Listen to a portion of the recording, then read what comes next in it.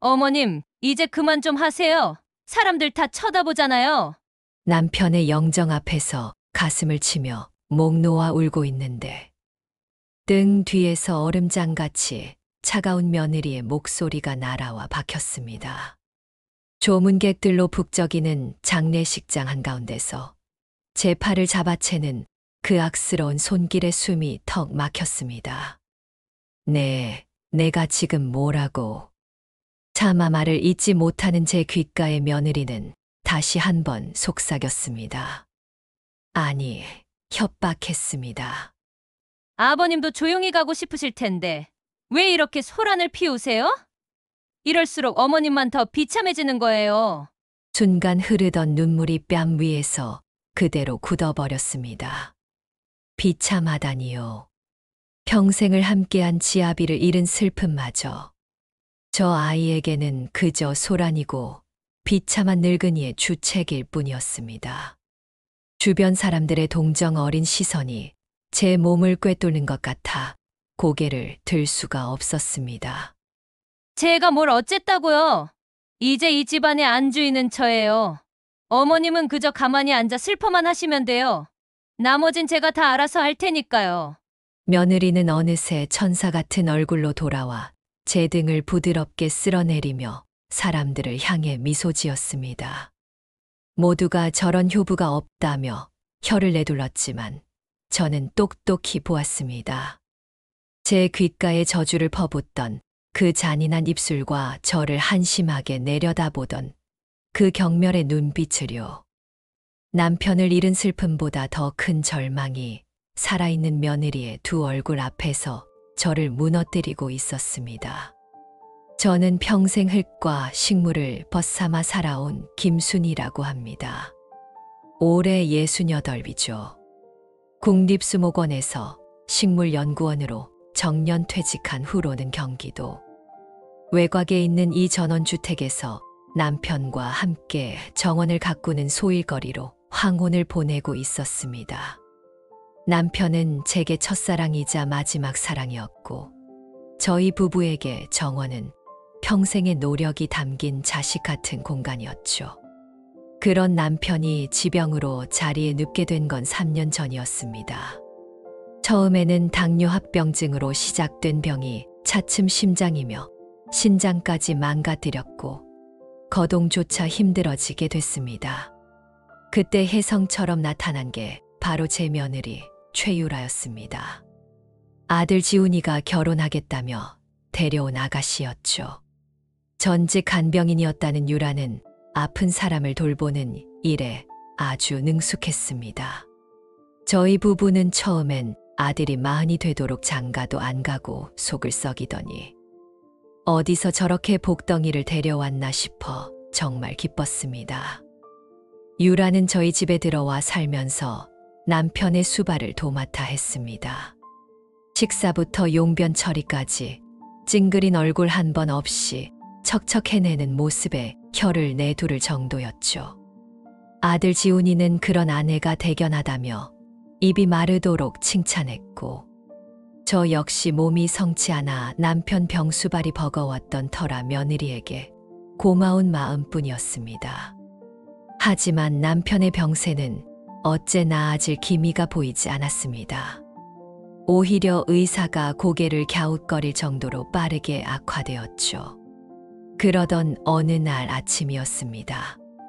남편이 가장 아끼던 풍란이 하룻밤 사이에 축 늘어져 있는 것을 발견했습니다. 평생 식물을 돌봐온 제 눈을 속일 수는 없었습니다. 병충해도 아니었고 물이 부족한 것도 아니었어요. 마치 뿌리부터 생명력을 모조리 빼앗긴 것처럼 속부터 새까맣게 죽어가고 있었습니다. 남편은 그걸 보더니 내가 갈 때가 됐나 보다. 저 녀석이 먼저 아는구나라며 씁쓸하게 웃더군요. 그때만 해도 저는 그저 불길한 징조라고만 생각했습니다. 하지만 며칠 뒤 남편이 마시던 찻잔을 헹구다가 코끝에 와 닿는 희미한 냄새를 맡게 되었습니다. 분명 남편이 즐겨 마시던 국화차 향인데 그 뒤에 아주 옅게 섞인 낯선 풀냄새. 평생 맡아본 적 없는, 하지만 어딘가 꺼림칙하고 서늘한 기운이 느껴지는 향이었습니다. 저는 찻잔에 코를 박고 몇 번이고 냄새를 맡아보았지만 냄새는 금세 사라지고 없었습니다. 아들에게 말해봤지만 지훈이는 어머니, 요즘 너무 예민하신 거 아니에요. 그냥 풀냄새겠죠라며 대수롭지 않게 넘겼습니다. 그렇게 남편은 허망하게 세상을 떠났고 장례식 내내 며느리는 천사처럼 행동했습니다. 지친 저와 아들을 대신해 모든 장례 절차를 도맡아 처리했고 찾아오는 조문객마다 붙잡고 눈물을 흘리며 남편과의 추억을 이야기했죠. 사람들은 모두 그런 며느리에게 감동했고 아들 녀석마저 유라 없었으면 우리 어떻게 할 뻔했냐며 아내의 손을 꼭 잡더군요. 하지만 저는 알고 있었습니다. 그 모든 것이 정교하게 짜인 연극이라는 것을요. 남편이 죽기 전 시들었던 그 풍란과 찻잔에서 나던 이름 모를 풀냄새. 그 두 가지 단서가 제 머릿속을 떠나지 않았습니다. 하지만 그건 거대한 비극의 서막에 불과했습니다. 제 며느리가 제 남편의 찻잔에 무엇을 탔는지 그 진실은 마지막에 드러납니다. 부디 끝까지 함께 해주세요. 사무제를 지내고 집에 돌아온 날, 며느리는 저와 아들을 거실에 앉혀놓고는 조심스럽게 입을 열었습니다. 어머님, 아버님도 가셨고, 이제 이 넓은 집을 어머님 혼자 관리하기는 힘드실 거예요. 정원도 그렇고요. 저희가 계속 모시고 살면 좋겠지만 지훈 씨 회사도 멀고 해서요. 이 집은 팔고 저희 집 근처 아파트로 옮기시는 건 어떠세요? 참 다정하고 이성적인 제안처럼 들렸습니다. 아들 지훈이도 엄마, 유라 말이 맞아. 이제 아빠도 없는데 적적하게 혼자 어떻게 지내려고 그래. 우리랑 가까이 있으면서 병원도 다니고 해야지라며 거들었죠. 하지만 저는 그 말에 진짜 속내를 알아차리고 심장이 쿵 내려앉았습니다. 남편의 땀과 제 청춘이 고스란히 담긴 이 집과 정원을 팔아치우려는 속셈이라는 것을요. 남편이 땅에 묻힌 지 일주일도 채 지나지 않았는데 말입니다. 저는 단호하게 고개를 저었습니다. 나는 이 집에서 못 나간다. 내 아버지가 어떤 마음으로 이 정원을 가꿨는데 내가 죽어서 내 아버지 옆에 묻힐 때까지 여기서 살 거다. 제 완강한 태도에 며느리의 표정이 순간 굳어지는 것을 보았습니다. 하지만 그것도 잠시 금세 안타깝다는 얼굴로 바꾸더군요. 어머님, 고집 부리실 때가 아니에요. 다 어머님 건강 생각해서 드리는 말씀이잖아요.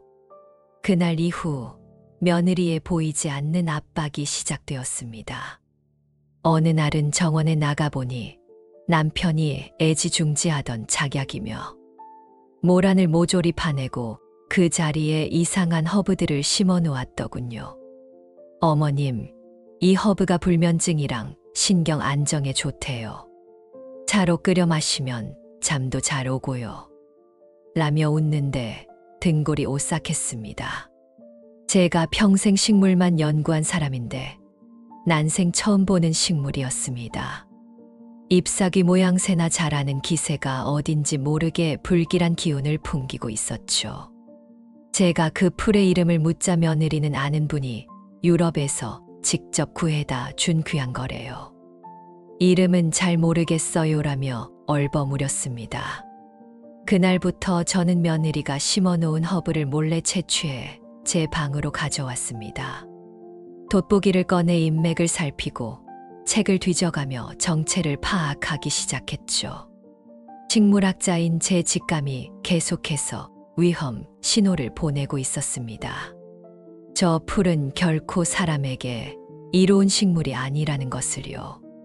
그러는 사이 아들 지훈이는 점점 더 며느리의 편이 되어 갔습니다. 제가 며느리가 끓여주는 허브차를 마시지 않으려고 하면 엄마는 왜 유라 성의를 자꾸 무시해? 엄마 건강 생각해서 그런 건데 꼭 그렇게 삐뚤어지게 받아들여야겠어 라며 오히려 저를 나무랐습니다. 심지어 제가 남편의 유품을 정리하다가 오래된 약봉지를 발견하고 이게 무슨 약인지 물었을 때는 며느리가 옆에서 그거요. 아버님 주무시기 전에 드시던 수면 보조제예요. 제가 깜빡했네요라고 말하자 아들은 제게 엄마, 혹시 치매 초기 증상 아니야? 요즘 자꾸 이상한 소리 하고 기억력도 깜빡깜빡하는 것 같아. 병원 가서 검사 한번 받아보자라는 말까지 하더군요. 기가 막혔습니다. 제정신인 저를 정신병자로, 치매 환자로 몰아가는 아들과 며느리 앞에서 저는 완전히 고립되었습니다. 이 집에서 제 말을 믿어주는 사람은 아무도 없었습니다. 남편의 죽음, 시들어버린 풍란, 찻잔의 풀냄새, 그리고 정체불명의 허브. 이 모든 조각들이 가리키는 단 하나의 진실을 저는 이제 제 손으로 직접 밝혀내야만 했습니다. 그 누구의 도움도 없이 오직 평생을 바쳐 쌓아온 제 지식과 경험만으로 말입니다. 아들과 며느리가 저를 치매 환자로 몰아가기 시작하자 저는 더 이상 물러설 곳이 없다고 생각했습니다. 이 집은 이제 저를 지켜주는 울타리가 아니라 교활한 맹수가 버티고 있는 감옥이나 다름없었죠. 싸움의 방식도 마음가짐도 바꿔야만 했습니다. 그때부터 저는 며느리 앞에서 순한 양이 되기로 했습니다. 기억력이 오락가락하는 늙은이, 아들과 며느리 말이라면 뭐든 믿고 따르는 무기력한 시어머니, 행세를 하기 시작한 겁니다. 유라야, 내가 끓여준 차를 마시니 정말 잠이 잘 오더구나. 고맙다. 며느리가 주는 허브차를 받아 들고는 일부러 그 아이가 보는 앞에서 한 모금 마시는 척했습니다. 그리고 며느리가 등을 돌리면 싱크대에 몰래 버렸죠. 제 연기는 완벽했습니다. 경계심을 풀기 시작한 며느리는 제게 더 살갑게 굴었고 아들 지훈이도 엄마가 이제야 정신 차리셨네라며 안도하더군요. 그렇게 겉으로는 평온을 되찾은 집 안에서 저는 물밑으로 처절한 전쟁을 준비하고 있었습니다. 가장 시급한 것은 정원에 심어진 그 식물의 정체를 밝혀내는 것이었습니다. 제가 몰래 채취에 말려두었던 잎사귀들을 들고 수목원에서 함께 일했던 후배를 찾아갔습니다. 식물 독성학 분야에서는 국내 최고로 꼽히는 친구였죠. 혹시라도 며느리가 눈치챌까봐 복지관에서 하는 노인 교양 강좌에 가는 척 위장하고 집을 나섰습니다. 선배님, 이건 우리나라 자생종이 아닌데요. 인맥이나 형태를 보니 남미 아마존 유역에서나 자라는 희귀종 같습니다. 제가 자료를 좀 더 찾아봐야겠지만 언뜻 떠오르는 이름이 하나 있긴 한데 설마 이게 한국에 들어왔을 리가 없어요. 후배의 말에 심장이 철렁했습니다. 남미 아마존이라니요. 며느리는 분명 아는 지인이 유럽에서 구해다 줬다고 했는데 말입니다. 거짓말이 하나씩 드러나고 있었습니다. 후배는 며칠 내로 정확한 성분 분석 결과를 알려주겠다며 저를 돌려보냈습니다. 집으로 돌아오는 내내 머릿속이 터질 것처럼 복잡했습니다. 대체 며느리는 무슨 경로로 그런 무서운 식물을 손에 넣은 걸까요? 그날 밤 저는 남편의 서재를 다시 한번 뒤지기 시작했습니다. 며느리가 이미 한번 싹 정리를 한 뒤였지만 혹시라도 놓친 것이 있을까 싶어서였죠. 남편이 쓰던 만년필, 돋보기, 즐겨 읽던 시집 모든 물건에 남편의 손때가 묻어 있어 만질 때마다 눈물이 쏟아졌습니다. 한참을 그렇게 남편의 흔적을 더듬다가 책상 맨 아래 서랍 깊숙한 곳에서 작은 수첩 하나를 발견했습니다. 남편이 매일 혈압과 혈당을 기록하던 건강 수첩이었습니다. 며느리는 그저 낡은 기록장인 줄 알고 버리지 않은 모양이었습니다. 그런데 수첩 마지막 장에서 저는 남편의 마지막 기록을 발견하고 숨을 멈췄습니다. 거기에는 남편의 마지막 필체로 이렇게 쓰여 있었습니다. 유라가 주는 차를 마신 날은 속이 메스꺼리고 머리가 안개 낀 것처럼 멍하다. 심장이 멋대로 뛰고 손끝이 저리다. 내 병 때문인가 아니면 남편의 글씨는 거기서 끊겨 있었습니다. 남편도 느끼고 있었던 겁니다. 자기 몸에 일어나는 이상한 변화들을요. 저는 그 수첩을 가슴에 품고 밤새 울었습니다. 미안하고 또 미안해서 그 외로운 싸움을 알아주지 못한 제 자신이 원망스러워서요. 이제 이건 단순한 의심이 아니었습니다. 명백한 증거였습니다. 며칠 뒤 수목원 후배에게서 전화가 걸려왔습니다. 잔뜩 잠기고 흥분한 목소리였습니다. 선배님, 그거 찾았습니다. 이름은 악마의 눈물이라고 불리는 식물입니다. 학계에도 거의 보고되지 않은 희귀 독초예요. 후배가 읊어주는 식물의 특징은 너무나 끔찍했습니다. 그 식물의 잎에서 추출한 즙을 아주 소량씩 장기간 복용하게 되면 만성질환처럼 서서히 몸이 망가진다는 것이었습니다. 초기에는 가벼운 소화 불량이나 두통, 손발, 저림 같은 증상이 나타나다가 점차 심장 부정맥, 심부전, 인지 능력 저하로 이어진다고 했습니다. 결국에는 모든 장기가 서서히 기능을 멈추고 죽음에 이르게 되는 그야말로 완전 범죄에나 쓰일 법한 악독한 독초였죠. 후배가 설명하는 중독 증상은 남편이 지난 몇 달간 겪었던 고통과 정확히 일치했습니다. 특히 무서운 건 체내에 거의 성분이 남지 않고 배출되어서 부검을 해도 사인을 밝혀내기가 거의 불가능하다는 겁니다. 선배님, 대체 이걸 어디서 구하신 겁니까? 수화기를 든 손이 부들부들 떨렸습니다. 이제 모든 것이 명확해졌습니다. 며느리는 처음부터 남편의, 아니 정확히는 이 집과 남편 명의로 된 땅을 노리고 계획적으로 접근했던 겁니다. 간병인 경력을 이용해 저희의 환심을 사고 아픈 남편을 돌본다는 명목 아래 아무도 모르게 희귀 독초를 차에 타서 매일같이 먹여왔던 것이죠.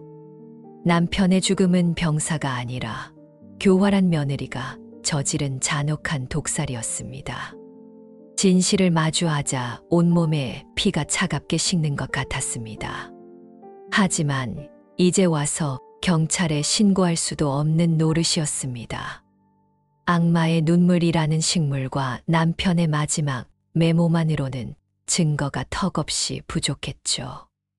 오히려 아들 녀석은 저를 정말로 치매 걸린 노인의 망상으로 치부하고 정신병원에 보내려 할지도 모를 일이었습니다. 저에게는 며느리가 범인이라는 것을 빼도 박도 못하게 할 결정적인 증거. 바로 며느리가 직접 그 독초를 차에 타는 현장을 잡거나 자백을 받아내야만 했습니다. 그때부터 저는 며느리를 제 손으로 심판하기 위한 함정을 파기 시작했습니다. 우선 집안 곳곳에 있는 소형 녹음기를 다시 점검했습니다. 남편이 살아있을 때 혹시라도 혼자 계시다 쓰러지실까 싶어 아들이 거실과 안방에 설치해둔 것이었죠. 며느리가 들어온 뒤로는 까맣게 잊고 있었는데 이게 결정적인 무기가 될 수도 있겠다 싶었습니다. 그리고 저는 며느리에게 미끼를 던지기 시작했습니다. 예, 유라야. 내가 요즘 정신이 깜빡깜빡해서 말인데 내 아버지 앞으로 들어놓은 생명보험이 하나 있었던 것 같구나. 어디다 뒀는지 기억이 나질 않네. 금액이 꽤 컸던 것 같은데 제 말에 며느리의 눈이 반짝이는 것을 놓치지 않았습니다. 세상에 존재하지도 않는 생명보험 이야기를 흘리자 며느리는 그날부터 제 방을 노골적으로 뒤지기 시작했습니다. 서류란 서류는 다 꺼내보고 장롱이며 벽장까지 샅샅이 훑더군요. 저는 그런 며느리의 행동을 모르는 척하며 다음 계획을 준비했습니다. 이제 곧 남편의 49제. 모든 가족들이 모이는 그날, 저는 며느리의 가면을 벗겨내고 남편의 억울한 죽음을 세상에 알리기로 결심했습니다. 이것은 제 인생을 건 마지막 싸움이었습니다. 드디어 남편의 49제 날이 밝았습니다. 이른 아침부터 집은 제사를 준비하느라 분주했죠. 오랜만에 찾아온 시동생 내외와 조카들까지 온 집안의 사람들이 북적였습니다. 며느리는 그 많은 사람들 앞에서 보란 듯이 세상에 둘도 없는 효부 연기를 펼쳤습니다. 제사 음식을 정성껏 차리는 것은 물론이고 시동생에게는 형님 잃은 슬픔을 위로하고 조카들에게는 다정한 숙모 노릇을 톡톡히 해냈죠. 그 모습을 보는 제 속은 까맣게 타들어갔지만 저는 꾹 참고 때를 기다렸습니다. 제사가 끝나고 모두가 거실에 둘러앉아 이야기를 나눌 때였습니다. 저는 일부러 한숨을 푹 쉬며 시동생에게 말을 건넸습니다. 아이고 도련님, 내가 정신이 없어서 아직 아주버님 생명보험 서류를 못 찾았지 뭐예요. 액수가 꽤 커서 빨리 처리해야 하는데 어디 뒀는지 영 기억이 나야 말이죠. 그 말에 좌중의 시선이 모두 제게로 쏠렸습니다. 특히 며느리의 두 귀가 쫑긋 세워지는 것이 느껴졌죠. 시동생이 형님 앞으로 보험이 있었어요? 형수님, 정신 바짝 차리고 찾아보셔야겠네라며 걱정하자 며느리가 기다렸다는 듯 끼어들었습니다. 어머님, 걱정 마세요. 제가 내일 은행에 다 전화해서 알아볼게요. 아버님 주민번호만 알면 되니까요. 참으로 발빠른 대처였습니다. 하지만 그 말에 제 심장은 더 빨리 뛰기 시작했습니다. 제가 쳐놓은 덫에 며느리가 제 발로 걸어 들어오고 있었으니까요. 저는 며느리의 연기에 활용점정을 찍을 기회를 주기로 했습니다. 예, 유라야. 너 아니었으면 내가 정말 어쩔 뻔했니. 늘 고맙다. 마침 내가 정원에 심어놓은 그 허브 좀 그려오너라. 다들 오랜만에 모였는데 마음 편안해지는 차 한 잔씩 하면 좋잖니. 제 요청에 며느리는 잠시 망설이는 듯했습니다. 여러 사람이 보는 앞에서 독초를 차로 내오라는 제 말이 의심스러웠을 겁니다. 하지만 이미 건강차를 잘 끓이는 정성스러운 며느리로 소문이 난 터라 거절할 명분이 없었죠. 며느리는 결국 모지 이기는 척 부엌으로 갔고 잠시 후 김이 모락모락 나는 찻주전자를 들고 나타났습니다. 바로 그 악마의 눈물로 끓인 차였습니다. 며느리가 한 사람 한 사람에게 찻잔을 돌렸습니다. 제 앞에 찻잔을 놓을 때 저는 며느리의 손이 미세하게 떨리는 것을 보았습니다. 저는 그 찻잔을 가만히 바라보다가 가장 슬픈 목소리로 아들 지훈이를 불렀습니다. 아들아, 이리 오너라. 내 아비도 이 차향을 참 좋아했는데 가기 전에 더 많이 끓여주지 못한 게 한이 되는구나. 이 차 먼저 내 아버지 상에 한 잔 올려드려라. 제 말이 끝나자마자 거실의 모든 소음이 멎는 듯 했습니다. 죽은 사람에게 차를 올리라는 지극히 상식적이고 애틋한 저의 부탁을 그 누구도 이상하게 생각하지 않았습니다. 아들 녀석은 눈시울이 붉어져 알았어. 엄마라고 대답하며 제 찻잔을 들고 남편의 영정사진 앞으로 걸어갔습니다.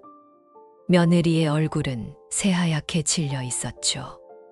그렇게 남편의 제사상 위에는 며느리가 남편을 죽음으로 몰고 간 바로 그 독차 한 잔이 고스란히 증거물로 올라가게 되었습니다. 저는 그 모습을 지켜본 뒤 제게 새로 따라진 찻잔을 들다 일부러 손을 떠는 신용을 하며 바닥에 왈칵 쏟아버렸습니다. 아이고, 내가 손에 힘이 없어서 제 탄식에 사람들은 그저 늙은 시어머니의 실수려니 안타까워할 뿐이었죠. 하지만 저는 알고 있었습니다. 이제 반격의 서막이 올랐다는 것을요. 49제가 끝나고 사람들이 모두 돌아간 뒤 집에는 무거운 침묵만이 감돌았습니다. 며느리는 안절부절 못하며 제 주위를 맴돌았습니다. 존재하지도 않는 생명보험 서류와 제사상에 올랐다가 치워진 독차 한 잔이 그 아이의 목을 동시에 조여오고 있는 것이 분명했습니다. 그날 밤 며느리는 끝내 참지 못하고 제 방문을 열고 들어왔습니다. 어머님 주무세요? 다름이 아니라 아까 제사상에 올렸던 찻잔 제가 치웠는데 혹시 못 보셨어요? 그 말에 저는 자는 척 눈을 감고 있다가 실눈을 떴습니다. 어둠 속에서도 며느리의 얼굴에 떠오른 조급함과 불안함이 선명하게 보였습니다.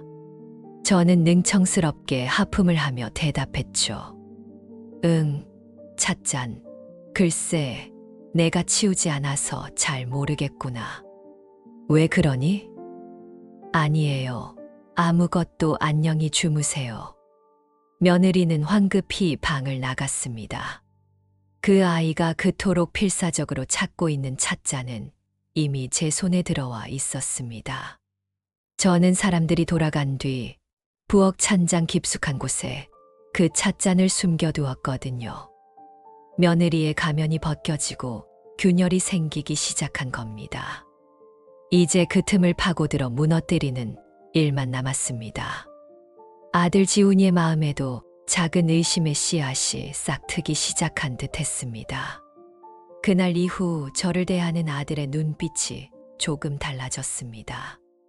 예전처럼 무조건 저를 치매 환자 취급하며 윽박지르기보다는 무언가 생각에 잠긴 얼굴로 저와 아내를 번갈아 살피는 일이 잦아졌죠.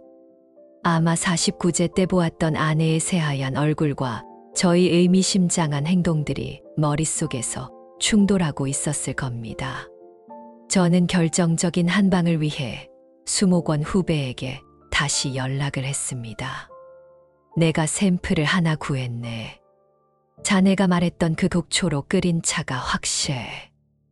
이걸 공식적으로 성분 분석 의뢰하고 독성이 검출된다는 증명서를 받아줄 수 있겠나? 내 이름은 철저히 빼고 말이야. 후배는 잠시 망설였지만 제 간절한 목소리에 무언가 큰일이 벌어지고 있음을 직감하고는 도와주겠다고 약속했습니다. 저는 다음 날 아침 복지관에 간다며 집을 나섰습니다. 그리고 약속 장소에서 후배에게 남편의 제사상에 올랐던 바로 그 찻잔을 고스란히 건넸습니다. 찻잔을 받아 드는 후배의 얼굴이 굳어지는 것을 보며 저는 떨리는 목소리로 말했습니다. 이제 곧 모든 게 끝날 걸세. 조금만 기다리게. 집으로 돌아오는 버스 창밖에 스쳐가는 풍경을 보며 수없이 남편의 이름을 불렀습니다. 여보, 당신의 억울함 내가 꼭 풀어줄게요. 당신이 평생을 바쳐 가꾼 저 정원과 집, 저 악독한 것에게서 반드시 지켜낼게요. 이제 정말 마지막만 남았습니다. 성분 분석 결과가 나오는 날, 저는 가족 모두를 모아놓고 마지막 재판을 열 생각이었습니다. 제 인생 전부를 건 그 누구도 상상하지 못했던 진실의 재판을 말입니다. 수목원 후배에게서 분석 결과가 나왔다는 연락을 받은 날, 저는 집으로 돌아와 전화기를 들었습니다. 떨리는 손으로 아들 지훈이의 번호를 눌렀죠. 제 목소리는 쇠처럼 차갑고 단단했습니다. 지훈아, 오늘 저녁에 유라랑 같이 집으로 오너라. 내 아버지 유산 문제, 그리고 그 생명보험건에 대해 마지막으로 할 얘기가 있다. 아주 중요한 얘기니 두 사람 다 반드시 와야 한다. 제 목소리에 담긴 서늘한 기운을 느꼈는지 아들은 군소리 없이 알겠다고 대답했습니다. 그날 저녁 아들과 며느리가 무거운 표정으로 거실에 들어섰습니다. 며느리는 애써 미소를 지어 보였지만 눈은 불안하게 흔들리고 있었죠. 저는 두 사람을 남편의 영정사진이 놓인 거실 테이블 앞에 마주 보고 앉혔습니다. 이제 마지막 재판을 시작할 시간이었습니다. 제가 입을 열기 전 며느리가 먼저 선수를 쳤습니다. 어머님, 그래서 보험 서류는 찾으셨어요? 괜히 사람 기대하게 만들어 놓고 없다고 하시면 저 서운해요. 라며 웃더군요. 마지막까지 저를 탐욕에 눈이 먼 늙은이로 몰아가려는 속셈이었죠.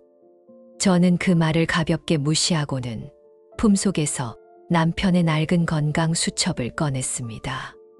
그리고 아들을 향해 내밀었죠. 지훈아, 이걸 한번 읽어보렴. 내 아버지가 돌아가시기 며칠 전에 직접 쓰신 글이다.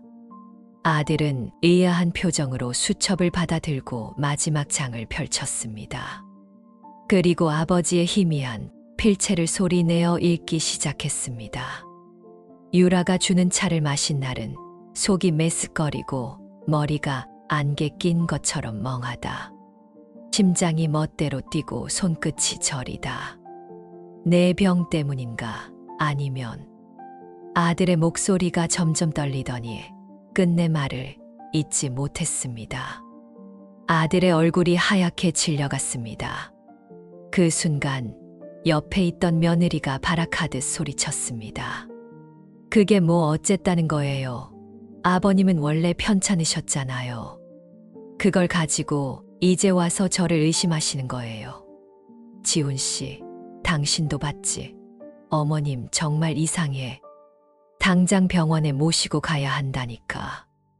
며느리는 아들의 팔을 붙잡고 흔들며 이 모든 것이 저의 망상이라는 듯 몰아붙였습니다. 아들의 눈빛이 다시 혼란으로 가득 차는 것을 보았습니다. 아들은 저와 며느리 사이에서 어쩔 줄 몰라 하고 있었죠. 그때였습니다. 저는 기다렸다는 듯 가방에서 서류 봉투 하나를 더 꺼내 테이블 위에 올려놓았습니다. 국립과학수사연구원의 공식 직인이 찍힌 바로 그 성분 분석 결과 보고서였습니다.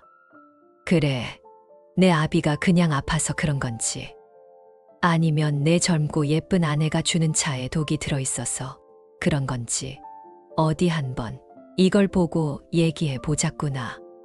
제 말에 며느리의 숨소리가 거칠어졌습니다. 공기마저 얼어붙은 듯한 거실의 정적 속에서 저는 며느리의 가면이 산산조각 나는 소리를 똑똑히 들었습니다. 아들 지훈이가 떨리는 손으로 성분 분석 보고서를 집어들었습니다. 복잡한 화학 용어들 사이로 치명적 독성 물질 검출, 장기 복용 시 만서, 장기 부전 및 심정지 유발 가능이라는 붉은색 글자가 선명하게 보였습니다. 저는 자리에서 일어나 남편의 영정사진을 한번 쓰다듬고는 차분하지만 모든 분노를 담은 목소리로 말하기 시작했습니다. 내가 정원에 심었던 그 풀의 이름은 악마의 눈물이란다. 아주 희귀한 독초지. 그걸 매일 차로 끓여 지병을 앓는 남편에게 먹이면 병이 자연스레 악화되어 죽는 것처럼 보인다는 것도 알고 있었겠지. 전직 간병인이었으니 그런 지식쯤은 쉽게 얻을 수 있었을 테고. 제 말 한마디 한마디가 비수가 되어 꽂히는 듯 며느리는 아무 말도 하지 못하고 입술만 파르르 떨고 있었습니다. 모든 것을 체념한 듯 보이던 그때 며느리가 갑자기 미친 사람처럼 웃기 시작했습니다. 그래서 뭐? 이게 내가 그 차에 독을 탔다는 증거라도 돼. 그 찻잔 하나. 검사한 걸로 날 살인범으로 몰겠다는 거야? 이 노망난 할망구가. 드디어 본색을 드러낸 며느리는 제게 악담을 퍼부으며 달려들 기세였습니다. 아들이 그런 며느리의 앞을 막아서며 울부짖었습니다. 유라야, 제발 그만해. 대체 왜 그랬어? 하지만 며느리는 눈 하나 깜짝하지 않고 소리쳤습니다. 증거 있어. 내가 그랬다는 증거 있냐고. 저는 그런 며느리를 물끄러미 바라보며 나지막이 말했습니다. 증거. 그래, 내가 그토록 원하는 증거. 직접 들려줘야겠구나. 저는 탁자 위에 놓여있던 작은 리모컨을 집어들었습니다. 아들이 예전에 설치해두고는 까맣게 잊고 있던 바로 그 녹음기였죠. 제가 버튼을 누르자 거실 스피커에서 낯익은 목소리가 흘러나왔습니다. 어머님, 이제 그만하세요. 곡소리도 이쯤 하셨으면 됐잖아요. 아버님 가시는 길 시끄럽겠어요. 남편의 장례식 날 며느리가 제 등 뒤에 속삭였던 바로 그 목소리였습니다. 아들의 얼굴이 충격과 경악으로 일그러졌습니다. 하지만 그건 시작에 불과했습니다. 이어서 다른 녹음 파일이 재생되었습니다. 며느리가 누군가와 통화하는 내용이었죠. 정말 짜증 나 죽겠어. 그 영감탱이는 왜 그렇게 안 죽는데? 늙은 시어미는 치매까지 와서 사람 귀찮게 하고 조금만 참으면 이 집이랑 땅이 다 우리 건데. 모든 것이 끝났습니다. 며느리는 그 자리에 주저앉아 버렸고 아들은 차마 고개를 들지 못하고 바닥에 무릎을 꿇은 채 오열했습니다. 어머니, 제가 잘못했어요. 제가 죽일 놈입니다. 어머니, 저는 무너진 아들을 애써 외면하고 넋이 나간 며느리에게 다가가 말했습니다. 똑똑히 들어라. 이 집은 돈으로 계산할 수 있는 그냥 집이 아니야. 내 남편과 나의 청춘과 역사가 고스란히 담긴 곳이다. 너 같은 것이 감히 넘볼 수 있는 게 아니란 말이다. 그것이 제가 그 아이에게 해준 마지막 말이었습니다. 그 끔찍한 진실이 밝혀진 후 저희 집에는 폭풍이 휩쓸고 간 듯한 고요함과 깊은 상처만이 남았습니다. 며느리는 법의 심판을 받고 죗값을 치르게 되었지만 그 과정은 제게 또 다른 형벌과도 같았습니다. 법정에 서서 남편의 마지막 순간들을 증언하고 한때 가족이라 믿었던 아이의 추악한 민낯을 마주하는 매 순간이 심장을 도려내는 듯 아팠습니다. 세상에 둘도 없는 바보가 되어버린 아들 지훈이는 스스로를 죄인이라 칭하며 집안에 틀어박혀 나오지 않았습니다. 한때 웃음꽃이 피던 저희 집은 그렇게 무겁고 어두운 침묵 속에 잠겨갔습니다. 저는 무너져 내리는 아들을 그리고 제 자신을 이대로 둘 수 없다고 생각했습니다. 어느 날 아침 저는 방문을 걸어 잠근 아들에게 말했습니다. 지훈아, 언제까지 그렇게 숨어만 있을 거니? 내 아버지가 평생을 바쳐 가꾼 저 정원이 다 죽어가는 소리가 들리지도 않아. 내가 저지른 잘못의 무게가 감당하기 힘들거든. 몸으로 갚아라. 땀으로 속죄해. 저 정원의 잡초 한 폭이라도 내 손으로 뽑으면서 내 아버지가 어떤 마음으로 이 땅을 일궜는지 다시 느껴봐. 그날 이후 아들은 말없이 정원으로 나갔습니다. 처음에는 서툴고 낯선 손길로 잡초를 뽑고 땅을 고르기 시작했죠. 며느리가 심어놓았던 악마의 눈물을 모조리 불태워버리고 그 자리에 남편이 좋아했던 작약과 모란을 다시 심었습니다. 아들은 매일같이 흙을 만지며 울었고 땀을 흘리며 속죄했습니다. 저는 그런 아들의 뒷모습을 묵묵히 지켜보며 삼시세끼 따뜻한 밥을 차려주었습니다. 우리는 많은 대화를 나누지 않았지만 함께 흙을 만지고 땀을 흘리는 그 시간 속에서 서로의 상처를 보듬고 천천히 일어서고 있었습니다. 계절이 두어 번 바뀌고 정원이 예전의 생기를 되찾아갈 무렵 제 마음에도 새로운 싹이 트기 시작했습니다. 이대로 과거의 아픔에 갇혀 남은 인생을 보내고 싶지 않았습니다. 남편이 남겨준 이 아름다운 정원을 저 혼자만 보는 것이 아니라 다른 이들과 함께 나누고 싶다는 생각이 들었죠. 저는 수목원에서 일했던 경험을 살려 주말마다 동네 어르신들을 위한 작은 정원 해설사가 되기로 결심했습니다. 처음에는 복지관 어르신 몇 분을 모시고 시작했습니다. 이 꽃은 해를 좋아하고요. 저 나무는 물을 많이 줘야 한답니다. 제가 꽃과 나무에 얽힌 이야기를 들려드릴 때마다 어르신들의 얼굴에 소녀 같은 웃음꽃이 피어나는 것을 보았습니다. 입소문이 나면서 점점 더 많은 사람들이 저희 집 정원을 찾아왔습니다. 아들은 이제 제법 능숙한 솜씨로 정원을 관리하며 저희 든든한 조수가 되어 주었죠. 사람들은 저희 정원을 치유의 정원이라고 불렀습니다. 이제 저희 집은 더 이상 슬픔과 고통의 공간이 아닙니다. 주말마다 사람들의 건강한 웃음소리가 가득하고 향긋한 꽃내음이 담장을 넘는 행복한 보금자리가 되었습니다. 얼마 전에는 동네 아이들이 찾아와 제게 꽃할머니라는 예쁜 별명도 지어주었답니다. 남편의 영정사진 앞에서 저는 이제 눈물 대신 환한 웃음을 보일 수 있게 되었습니다. 여보, 보고 있죠? 당신이 남겨준 이 땅에서 내가 얼마나 행복하게 살고 있는지. 당신과 나의 이야기가 이제는 우리 모두의 이야기가 되었어요. 제 이야기가 여러분의 마음에 작은 씨앗 하나를 심었으면 좋겠습니다. 시련의 땅은 결코 우리를 배신하지 않습니다.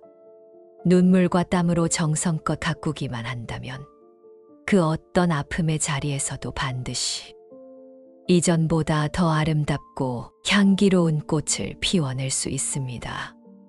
구독과 좋아요, 그리고 따뜻한 응원의 댓글은 저희가 새로운 이야기를 가꾸어 나가는 데 가장 큰 자양분이 됩니다.